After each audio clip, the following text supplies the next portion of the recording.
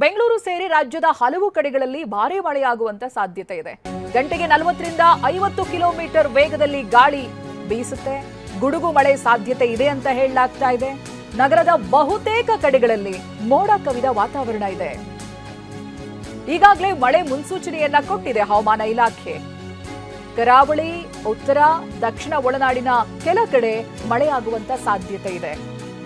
ನಿನ್ನೆ ದಿನ ಬೆಂಗಳೂರಿನಲ್ಲೂ ಕೂಡ ಕೆಲ ಕಡೆಗಳಲ್ಲಿ ಹನಿ ಹನಿ ಮಳೆಯಾಗಿರೋದನ್ನ ನಾವು ಗಮನಿಸಿದ್ವಿ. ಇದೀಗ ನಗರದ ಬಹುತೇಕ ಕಡೆಗಳಲ್ಲಿ ಮೋಡ ಕವಿದ ವಾತಾವರಣ ಇದೆ.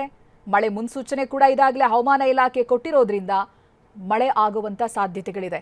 ಇದಾಗಲೇ ರಾಜ್ಯದಲ್ಲಿ ಬೇರೆ ಬೇರೆ ಜಿಲ್ಲೆಗಳಲ್ಲಾಗಿರುವಂತ ಮಳೆ ಬೆಳೆ ಹಾನಿಗೂ ಕೂಡ ಕಾರಣ ಆಗಿದೆ. ಅದಕ್ಕೂ ದುರಂತ ಅಂತ ಹೇಳಿದ್ರೆ ಕೆಲವರ ಜೀವವನ್ನ ಕೂಡ ಬಲಿ ಪಡೆದಿದೆ. ಮಳೆ ಮತ್ತೆ ಗುಡುಗು ಬಡಿದು ಸಾಕಷ್ಟು ಜನ ಸಾವನ್ನಪ್ತಾರೆ ರಾಜ್ಯದಲ್ಲಿ.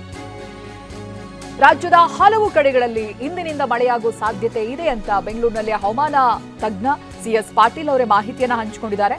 60ರಿಂದ 100 ಸೆಂಟಿಮೀಟರ್ ಮಳೆಯಾಗುವಂತ ಸಾಧ್ಯತೆ ಇದೆ ಅಂತ ಹೇಳ್ತಾ ಇದ್ದಾರೆ. ಅದೇನು ಕಡಿಮೆ ಅಲ್ಲ. ಜುಲೈ ತಿಂಗಳಲ್ಲಿ ಎಲ್ಲಾ ಕಡೆಯೂ ಕೂಡ ಪರಿಣಾಮ ಬೀರುತ್ತೆ. ಜೂನ್ ಮೊದಲ ವಾರದಲ್ಲೇ ನೈಋತ್ಯ ಮಾನ್ಸೂನ್ ಆರಂಭ ಆಗುತ್ತೆ. ಹೀಗಂತ ಹವಾಮಾನ ತಜ್ಞ ಸಿಎಸ್ ಪಾಟೀಲ್ ಮಾತನಾಡಿದ್ದಾರೆ. ಇವತ್ತು ಬಂಗಾಳ ಉಪಸಾಗರದ ನೈಋತ್ಯ ಭಾಗದಲ್ಲಿ ವಾಯುಭಾರ ಕುಸಿತವಾಗಿದೆ ಮತ್ತು ಅದರ ಜೊತೆಗೆ ಸರ್ಕ್ಯುಲೇಷನ್ನು ಕೂಡ 5.8 ಕಿಲೋಮೀಟರ್ ಎತ್ತರದವರೆಗಿದೆ. ಇದರ ಪ್ರಭಾವದಿಂದ ಮೇ 15, 16 ಹಾಗೂ 17ರಂದು ಹಲವು ಕಡೆ ಅಂದರೆ 50%ಕ್ಕಿಂತ ಕಡಿಮೆ ಪ್ರದೇಶದಲ್ಲಿ ಹಗುರದಿಂದ ಸಾಧಾರಣವಾಗಿ ಗುಡುಗು ಮಿಂಚು ಸಮೇತವಾಗಿ ಮಳೆಯಾಗುವ ಸಾಧ್ಯತೆಗಳಾದವು.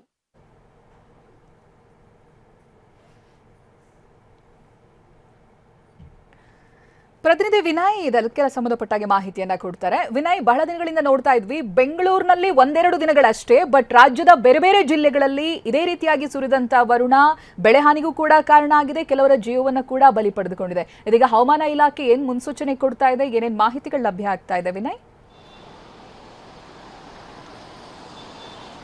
ಚೈತ್ರ, ಸದ್ಯಕ್ಕೆ ರಾಜಧಾನಿ ಬೆಂಗಳೂರಲ್ಲಿ ಕಳೆದ ಒಂದು ವಾರದಿಂದ ಕೂಡ ನಿರಂತರವಾಗಿ ಬಿಸಿಲಿನ ಪ್ರಮಾಣ ಏರಿಕೆಯಾಗಿತ್ತು. ಅದರಲ್ಲೂ ಪ್ರಮುಖವಾಗಿ ಉತ್ತರ ಒಳನಾಡಿನ ಜಿಲ್ಲೆಗಳಾದ ಕಲಬುರಗಿ, ಬಿಜಾಪುರ, ಬೀದರ್, ಧಾರವಾಡ, ಹುಬ್ಬಳ್ಳಿ ಸೇರಿದಂತೆ ಬಹುತೇಕ ಜಿಲ್ಲೆಗಳಲ್ಲಿ ಕಳೆದ ಒಂದು ವಾರದ ಹಿಂದೆ 44 ಡಿಗ್ರಿ ಸೆಲ್ಸಿಯಸ್ಗೆ ಕಲಬುರಗಿ ರೀಚ್ ಆಗಿತ್ತು. ಇದಾದ ಬಳಿಕ ಕಳೆದ 2 ದಿನಗಳಿಂದಲೂ ಕೂಡ ರಾಜಧಾನಿ ಬೆಂಗಳೂರು ಸೇರಿದಂತೆ ರಾಜ್ಯದ ಬಹುತೇಕ ಜಿಲ್ಲಾ ಕೇಂದ್ರಗಳಲ್ಲಿ, ಉತ್ತರ ಒಳನಾಡು ಮತ್ತು ದಕ್ಷಿಣ ಒಳನಾಡಿನ ಬಹುತೇಕ ರಾಜ್ಯಗಳಲ್ಲಿ ಕೂಡ ಜಿಲ್ಲಾ ಕೇಂದ್ರಗಳಲ್ಲಿ ಮಳೆ ಆಗ್ತಾ ಇದೆ. ಪ್ರಮುಖವಾಗಿ ಈಗಾಗಲೇ ಹವಾಮಾನ ಇಲಾಖೆ ತಜ್ಞ ಸಿಎಸ್ ಪಾಟೀಲ್ ಅವರು ನೀಡಿರುವಂಥ ಮುನ್ಸೂಚನೆ ಪ್ರಕಾರ ಮುಂದಿನ 2-3 ದಿನಗಳ ಕಾಲ ರಾಜಧಾನಿ ಬೆಂಗಳೂರಲ್ಲಿ ಮಳೆ ಆಗುವಂಥ ಸೂಚನೆಯನ್ನು ಕೂಡ ಕೊಟ್ಟಿದ್ದಾರೆ. ಹಗುರದಿಂದ ಸಾಧಾರಣ ಮಳೆಯನ್ನು ದಕ್ಷಿಣ ಒಳನಾಡಿನ ಜಿಲ್ಲೆಗಳಾದಂತಹ ಬೆಂಗಳೂರು, ರಾಮನಗರ, ಮೈಸೂರು ಸೇರಿದಂತೆ ಬಹುತೇಕ ಜಿಲ್ಲಾ ಕೇಂದ್ರಗಳಲ್ಲಿ ನೀಡಿದರೆ, ಉತ್ತರ ಒಳನಾಡಿನ ಬಹುತೇಕ ಜಿಲ್ಲಾ ಕೇಂದ್ರಗಳಲ್ಲೂ ಕೂಡ ಮಳೆ ಆಗುವಂಥ ಸೂಚನೆಯನ್ನು ಕೂಡ ನೀಡಿರುವಂಥದ್ದು. ಅದರಲ್ಲೂ ಪ್ರಮುಖವಾಗಿ ಮುಂಗಾರು ಕೂಡ ಮುಂದಿನ 2 ವಾರಗಳಲ್ಲಿ ಶುರುವಾಗುತ್ತೆ. ಅಂದರೆ ಜೂನ್ ಮೊದಲ ವಾರದಲ್ಲೇ ಮುಂಗಾರು ಮಳೆ ಕೂಡ ಶುರುವಾಗ್ತಾ ಇದೆ. ಹೀಗಾಗಿ ಇದರ ಎಫೆಕ್ಟಿಂದ ಕೂಡ ಮಳೆ ಆಗುವಂಥ ಸಾಧ್ಯತೆ ಇದೆ. ಈಗಾಗಲೇ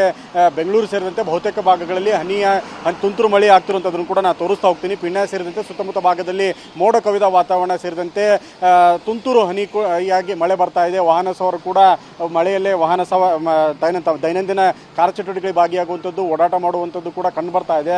ಸದ್ಯಕ್ಕೆ ಮುಂದಿನ ಕೆಲ ದಿನಗಳ ಕಾಲ, ಅದರಲ್ಲೂ ಪ್ರಮುಖವಾಗಿ ಮುಂದಿನ 2-3 ದಿನಗಳ ಕಾಲ ರಾಜಧಾನಿ ಬೆಂಗಳೂರು ಸೇರಿದಂತೆ ಬಹುತೇಕ ಜಿಲ್ಲಾ ಕೇಂದ್ರಗಳಲ್ಲೂ ಕೂಡ ಮಳೆಯಾಗುವ ಮುನ್ಸೂಚನೆಯನ್ನು ಹವಾಮಾನ ಇಲಾಖೆ ಕೊಟ್ಟಿದೆ. ಹೀಗಾಗಿ ಜನರು ಕೂಡ ಸಾಕಷ್ಟು ಪ್ರಿಕಾಷನ್ಸ್ ತೆಗೆದುಕೊಳ್ಬೇಕು. ಇನ್ನು ಜಿಬಿಎ ಪ್ರಮುಖ ಎಚ್ಚರಿಕೆಯನ್ನು ತೆಗೆದುಕೊಳ್ಬೇಕು. ಯಾಕಂದರೆ ಕಳೆದ 2 ವಾರದ ಹಿಂದೆ ಬಿದ್ದಂಥ ಮಹಾಮಳೆ ರಾಜಧಾನಿ ಬೆಂಗಳೂರು ಸೇರಿದಂತೆ ಬಹುತೇಕ ಭಾಗಗಳಲ್ಲಿ ಸಾಕಷ್ಟು ಅವಾಂತರಗಳನ್ನು ಸೃಷ್ಟಿ ಮಾಡಿತ್ತು.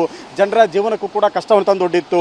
ಅದರಲ್ಲೂ ಪ್ರಮುಖವಾಗಿ 500ಕ್ಕೂ ಹೆಚ್ಚು ಮರದ ಕೊಂಬೆಗಳು ಬಿದ್ದು ಅನಾಹುತಗಳು ಕೂಡ ಸಂಭವಿಸಿತ್ತು. ಹೀಗಾಗಿ ಗಾಳಿಯ ವೇಗ ಕೂಡ ಹೆಚ್ಚಾಗಿರುತ್ತೆ.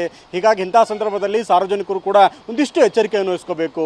ವಾಹನ ಚಾಲನೆ ಮಾಡುವಂಥದ್ದಾಗಿರಬೇಕು. ಅದರಲ್ಲೂ ಬೈಕ್ ಸವಾರರು ಹೆಚ್ಚಿನ ಮುನ್ನೆಚ್ಚರಿಕಾ ಕ್ರಮಗಳನ್ನು ವಹಿಸಬೇಕಾಗುತ್ತೆ. ಯಾಕೆಂದರೆ ಇಂಥ ಸಂದರ್ಭದಲ್ಲಿ ಸುರಕ್ಷಿತವಾದಂತಹ ಸ್ಥಳಗಳನ್ನು ನೋಡಿಕೊಂಡು ಬೈಕ್ ಆಗಿರ್ಬೋದು, ಕಾರುಗಳನ್ನು ಪಾರ್ಕ್ ಮಾಡುವಂಥದ್ದು, ಮಳೆ ಗರಿಷ್ಠ ಪ್ರಮಾಣದಲ್ಲಿ ಬರುವಂಥ ಸಂದರ್ಭದಲ್ಲಿ ಸಂಚಾರ ಮಾಡೋದರಲ್ಲೂ ಕೂಡ ಒಂದಿಷ್ಟು ಎಚ್ಚರಿಕೆಯನ್ನು ವಹಿಸುವಂಥದ್ದು ಕೂಡ ಅಗತ್ಯ ಆಗಿರುತ್ತೆ. ಯಾಕೆಂದರೆ ಬೆಂಗಳೂರಲ್ಲಿ ನಾವು ಕಳೆದ 1-2 ವಾರದ ಹಿಂದೆ ಬಿದ್ದ ಮಹಾಮಳೆಗೆ 7 ಜನ ಸತ್ತಿರುವಂಥ ಉದಾಹರಣೆಗಳನ್ನು ನೋಡಿದ್ವಿ. ಹೀಗಾಗಿ ಜಿಬಿಎ ತಯಾರಿ ಮಾಡ್ಕೊಳ್ಬೇಕು. ಜೊತೆಗೆ ಹವಾಮಾನ ಇಲಾಖೆ ಮುಂದಿನ 2 ವಾರ ಅಂದರೆ ಜೂನ್ ಮೊದಲನೇ ವಾರದಲ್ಲಿನೇ ಮುಂಗಾರು ಮಳೆಯ ಮುನ್ಸೂಚನೆ ಕೊಟ್ಟಿರೋದ್ರಿಂದ ಸಾಕಷ್ಟು ಪ್ರಿಕಾಷನ್ಸ್ಗಳನ್ನ ತಯಾರಿಗಳನ್ನು ಕೂಡ ಮಾಡ್ಕೊಳ್ಬೇಕಾಗುತ್ತೆ. ಜೊತೆಗೆ ಎಚ್ಚರಿಕೆಯನ್ನು ವಹಿಸಿಕೊಳ್ಳೋದು ಕೂಡ ಹೆಚ್ಚಾಗಿರುವಂಥದ್ದು. Chaitra, okay, thank you Vinay ಮಾಹಿತಿಗಾಗಿ.